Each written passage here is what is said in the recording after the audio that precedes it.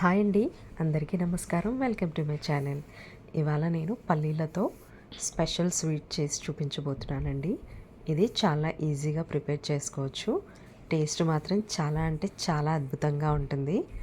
దీనికోసం ముందుగా స్టవ్ పై కడాయి పెట్టుకొని 2 కప్పుల పల్లీలు వేసుకోవాలండి. నేను ఇందాక మీకు కప్పుతో చూపించాను కదా, నేను ఆ కప్పుతో 2 కప్పుల పల్లీలు తీసుకుంటున్నాను.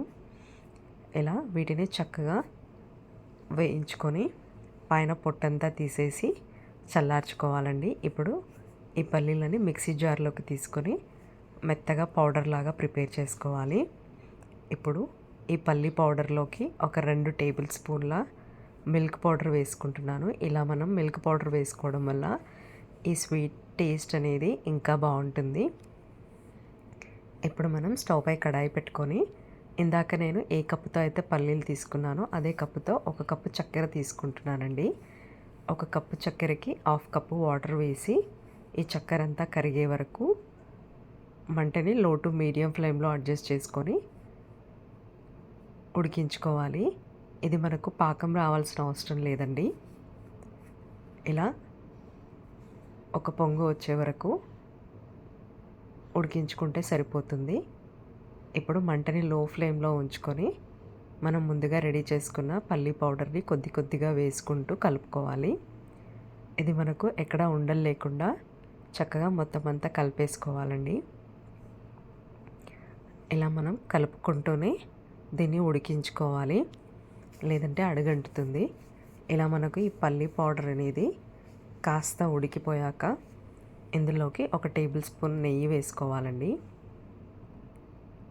ఇదంతా మనకు ఒక 2 నుంచి 3 నిమిషాల్లోనే పూర్తిగా దగ్గర పడిపోయి ఇక్కడ నేను చూపిస్తున్నాను కదా, ఇలా మనకు పాన్ నుంచి సపరేట్ అవుతుందన్నమాట. ఇలా మనకి ఇదంతా పాన్ నుంచి సపరేట్ అయ్యేంత వరకు ఉడికించుకొని స్టవ్ ఆఫ్ చేసుకోవాలి.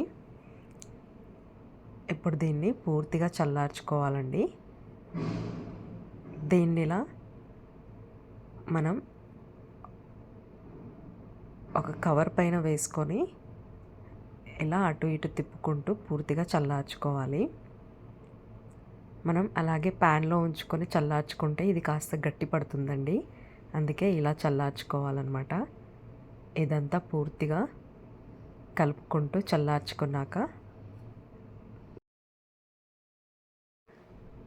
ఇందులో కొద్దిగా తీసుకొని దీనికి ఫుడ్ కలర్ యాడ్ చేసుకుంటున్నానండి.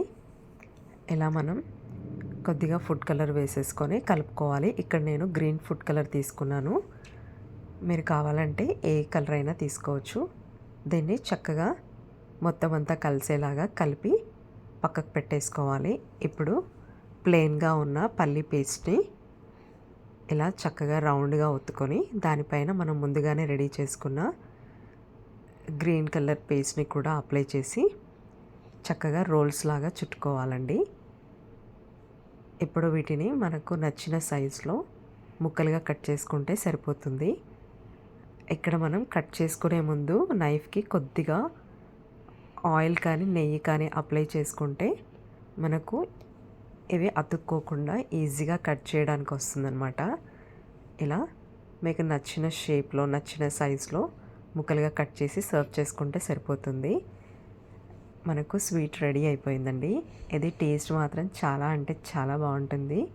మీరు కూడా ట్రై చేసి ఎలా వచ్చిందో కామెంట్ చేయండి. నచ్చితే లైక్ చేయండి, షేర్ చేయండి, అలాగే ఛానల్ని సబ్స్క్రైబ్ చేయండి.